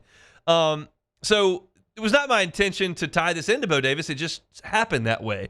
But I was reading yesterday, Pro Football Focus analyst Mason Cameron put together a list of dream offseason signings for everybody in the NFL. And he has two, well, not offseason signings, offseason additions for every team. And he goes to the free agent market as well as the NFL draft. And so he's got two for the Saints, and both come on the defensive line. And the more that I think about the two names that he's brought up, the more I like the idea of this type of addition. It doesn't necessarily have to be these exact two guys, But these are the two profiles that two of the profiles I really like. Let's be clear. The Saints can use really good players just about everywhere. So this is not the missing piece or anything, but I like the idea that Mason Cameron goes with here. It starts with Los Angeles Chargers defensive lineman Teair Tart. Teair Tart is a former undrafted free agent in 2020, and he's really done a nice job as a rotational piece on the defensive front for Los Angeles for the last 5 seasons. He's got 108 career stops, 21 tackles for loss. He's 28 years old, and he's thought of as a run-stopping presence on the defensive line. The Saints need run stoppers. Brian Brzee has got to get better at run stopping. He's already a really good pass rusher on the interior, which is tougher to find anyway. But he's got to get better at that, but you still need help for him stopping the run. And you've gone out and you got Colin Saunders, but, I mean, you've been bad stopping the run. There's no two ways about that. You were in the bottom 5 teams in the NFL in run stopping last year. And that was a hallmark of what made the Saints good for years and years and years. It's gone. They got to get it back. And I'm not suggesting Teair Tart is going to completely transform the defense. What I am suggesting is you're talking about a guy that would be pretty inexpensive. And he brings a skill set that you really need. So while I don't advocate the Saints spending a bunch of money this offseason, they may not. I don't advocate it. You do have to go spend a little bit of money here and there. And this seems to be a really good fit. A veteran who has a skill set you can use that's a weakness of yours currently that's going to be on the cheap. That's what the Saints have to do. They've got a bargain shop. The Saints can't go out and big spend. They can't do what Washington can do. They can't do what Chicago can do. These are teams with a lot of cap space that can go supplement their rosters with big names. Saints can't. Teair Tart, not a big name. I like the fit, though. So that's number one in this dream offseason that Mason Cameron put together. The other piece I really like, and that's James Pierce from Tennessee. Now, he would have to be their first-round pick. And we're going to talk a ton about what the Saints should do at the top of the draft. Positions, players, tactics, whether that's trading up, trading back, all of that. But this far out, I think it's good to discuss profiles of players that they may be interested in. And I think Pierce makes a ton of sense. You're going to move to a 3-4, and so Pierce would be an outside linebacker in that fit. And you're talking about a guy who was super productive at Tennessee, 19.5 sacks and 30 tackles for loss. Now, is he the best run defender? Right now, no. But he can get after the passer. And the Saints couldn't do that last year either. You know Cam Jordan's pass rushing days are over. They're done. He's not going to be a 10-sack guy ever again. Can he get 2 on a given Sunday next year? Sure. Can he get 10 in a season? No. Carl Granderson did not live up to his paycheck last year. That's got to change. It could. That's not unreasonable. He's not old. He's got to play better. And Chase Young, we'll see what the situation is there. But I don't count on Isaiah Foskey, quite frankly. That's 2 years of nothing from him. I don't expect him to show something significant. You've got to find some juice off the edge. And the best place to do that is in the draft. And the Saints are probably not high enough to get a quote-unquote elite quarterback. They're high enough to get a dude that can rush the passer. And I think James Pierce would be a great fit here in Brandon Staley's defense. He's 6'5", long arms, and does something the Saints desperately need. He may not be a 10-sack guy in 2025, but there's reason to believe in 26, 27, 28, maybe 29, you may have an elite-level edge rusher, and you've got to have that. And as I start to consider the Saints' moves, their decisions, I think about the next really good Saints team. And the first-round pick in this year's draft has to be on the next really good Saints team. You cannot airball on another first-round pick. The guy you take in this draft has to be impactful. And I think there's absolutely reason to believe that James Pierce could be that guy.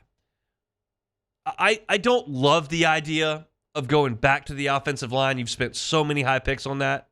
I don't love the idea of a quarterback at 9 because I don't think one that you really believe in is going to be there. I don't even really love the idea of going running back with Ashton Genty because I think you can find that later. I really think the positions that the Saints really need to look at early in this draft are defensive front,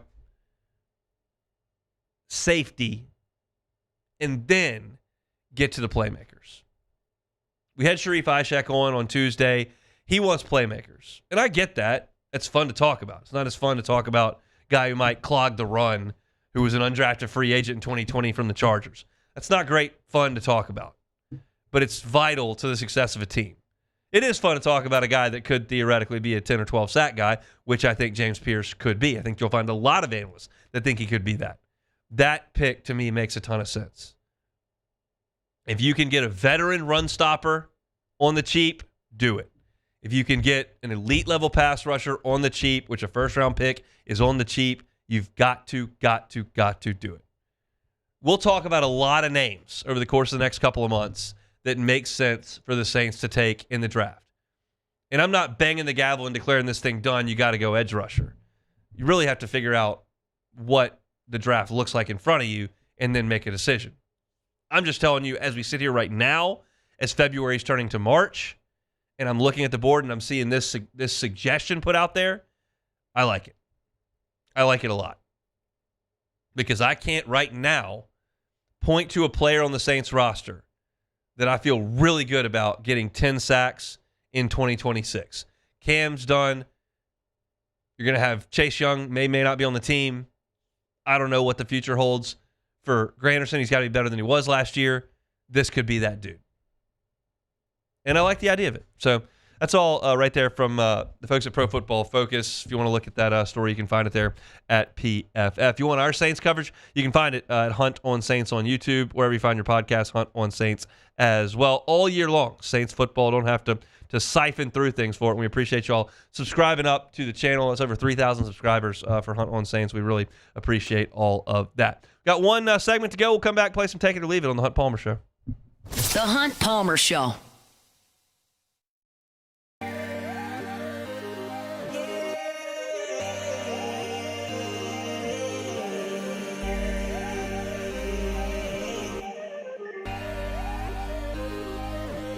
You gotta believe in a dream. Believe. You gotta believe in a dream.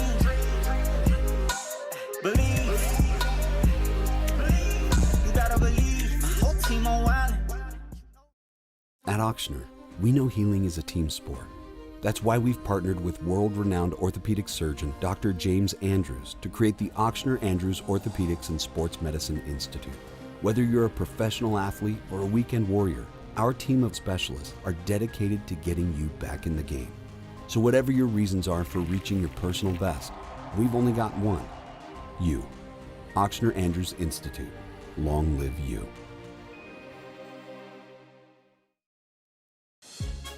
There's never been a better time to catch a John Deere deal from the crew of Sunshine. Ask us about our low monthly payment options on our tractor packages and let the good times roll. With equipment strong enough to power one of the world's largest celebrations, we've got your needs covered too. Learn more about what it means to be powered by Sunshine at sunequip.com. Some restrictions apply. See dealer for details. Offer ends March 5th, 2025.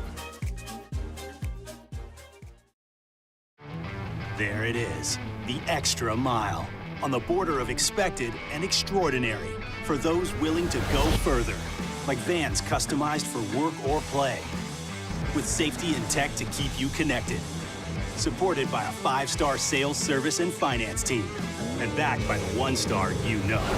So go the extra mile. It's never crowded, because so few have what it takes to go there. Mercedes-Benz Vans. Jerry and Benny Payne began Central Plumbing Company out of their driveway in Tanglewood subdivision. 50 years later and 4 generations down the road, we continue to serve Baton Rouge and the surrounding areas for all of their plumbing needs. Residential, commercial, industrial, or hospitality, Central Plumbing is here 24/7, 365. We want to thank our customers, family, and friends for 50 years of success. And looking forward to 50 more. Family owned and community driven. Service Chevrolet Cadillac, a legacy you can trust since 1972.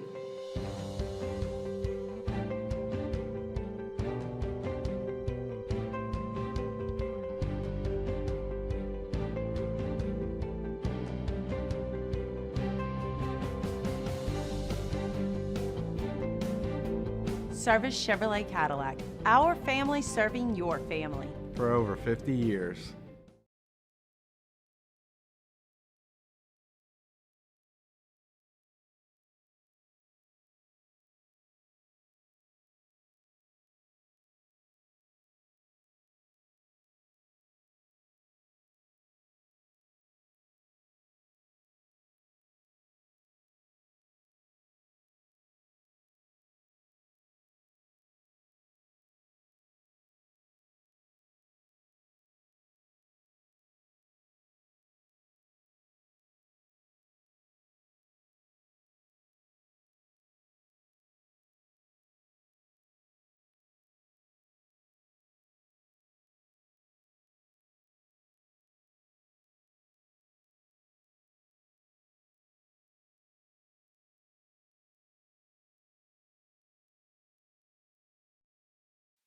This is the Hunt Palmer Show, brought to you by Rouse's Supermarkets.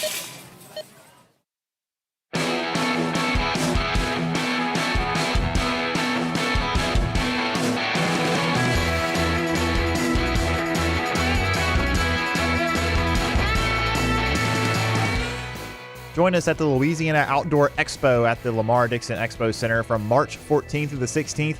Head over to the front or the back booth and register for your chance to win a U10 New Canoe, a compact, versatile kayak perfect for fishing and hunting adventures. Visit 1045ESPN.com for details. You can also join LSU Athletics and the Tiger Athletic Foundation for Bayou Traditions' second annual gala, a Louisiana Saturday night featuring Jordan Davis on the field in Tiger Stadium, Saturday, May 3rd. We are giving you on-field access. Register to win a spot at our table at 1045ESPN.com. Support LSU student-athletes NIL opportunities and reserve your table at lsutaf.org/events. Still very cool to see Jordan Davis rise to the level that he has. We're talking about a guy that was on my 7th grade baseball team and it was at 60% of the high school parties I went to. So is that going to be like when we talk about, every time we talk about Jordan Davis, we're going to hear that story about how you played 7th grade baseball with him, kind of like how whenever Kramer Robertson played, they always mentioned that Kim Mulkey was his mom. But it's wild. Like, you don't think you're going to like know somebody that becomes a megastar. That is crazy. It is very crazy. Just to go to a restaurant down the road and watch him play after college. Think about it, Hunt. I mean, every famous person comes from somewhere. They went to elementary somewhere. Most of them come from Shreveport, is what I'm told. I don't know about most of them. Look, you got Jordan Davis. You got Kix Brooks of Brooks and Dunn. Sam Burns. Yeah, got a few. Jacob Hester, Shreveport guy. Jacob Hester, of course. Incredible. What a lineage, list. what a talent. What a list. There was I was watching like the CMAs a couple of months ago, and there was performances like back to back by like Jordan Davis, Brooks and Dunn, and Lainey Wilson. Yeah. And then I think Miranda Lambert, too, who's from right outside Shreveport on the Texas side. And it's like those people are from a total of like 100 miles just apart. Just a hotbed of country music stars, huh? I mean, just amazing stuff. I think that's what they call Shreveport, the home of country stars. They do. That's what they call it. It's on the water tower. Yeah. What is on the water tower, huh? Shreveport. That's it? It's no blue. slogan? Well, actually, I think they repainted it for like years and years and years. It was two blue lines and just bold blue. What is Shreveport, the city's motto? I'm not sure, but wow, what a true Shreveport not resident. I'll tell you this: Bossier, which is across the river. The Bossier Seal, which is on the top of the now Brookshire's Arena. It's been a lot of different things, but it's on the top of it. The city, it says City of Bossier City, which I think is funny. That is pretty funny. City of Bossier City, and it's on every row of the place. You don't think you really have to say city twice. They want you to be sure that you know you're not in Shreveport when you're at the big grocery sack there at Brookshire's Arena. All right, let's play Take It or Leave It. Take it or leave it. Take it or leave it. Today's hottest stories in sports, news, and sometimes even Hunt's life. The question is, will he take them or leave them? All right, first one here. Former Florida Gator Billy Horschel is teeing it up at the Cognizant Classic this week, or otherwise known as the non-Honda. The former Honda. The former Honda Classic. And he was walking, I don't remember what hole it was, but he was walking off the green, and an actual alligator, of course they have those pretty plentifully in Florida. They do. And it was walking up to him, and he proceeded to grab one of his irons and just shoot the gator away off the course and back into the pond. Gator on gator violence. Take it or leave it. I mean, I'm going to take it. I don't want to mess around with a gator. Those are. Well, I realize that the gator approached him. I'm not suggesting Billy did anything wrong here. Yeah. I just don't want to be in that spot. No, I wouldn't either. But from what I have gathered, alligators are actually not super aggressive. Right. And they're compared to like crocodiles, which are very aggressive. So my parents, there's a little like pond behind their house. Like a retention pond or something? Every once in a while, there's a gator that gets in there. And like we used to have dogs, they don't have them anymore. But like we're kind of terrified, like the dog might get out and like that could be a significant issue. I'm glad that never happened, but like I don't want to mess with them. They're like kind of faster than you think, and those jaws are really strong. I'm out on dealing with alligators. Yeah, I am too. I would definitely. It's easy to say that you wouldn't be that scared, but I mean, if you come within a few feet of one, I'd probably be a little nervous, I think. I got no interest. And then I was playing golf with my dad one time, same area but different hole, and he hit a flop shot that was going to go too far, and I tried to catch it before it went in the water. I tried to like over the shoulder it, and I fell in the pond. It was on 16. Did not finish the round. But the only thing I could think of when I fell in was like there really does not need to be a gator anywhere close to me right now. Yeah, that would not be good, especially that was also if you a really fell on stupid it. thing to do Really to try to catch the golf. Yeah, ball. you don't need to do that, huh? Maybe he should have hit a better flop shot that just wasn't hit a better going shot. 20 yards over the hole. Get a better shot, Mr. Palmer. And also, I think he can afford a few more Pro V1s. I think he'll be all right. He's trying to make the play out there, Willie Mays style. All right, next one here. The NFL has announced the official salary cap for the 2025 season. It'll be $279 million, increase of $24 million from last year. The Saints are thrown a bone. Take it or leave it. Leave it. I don't even want them to think in those terms, and they're going to.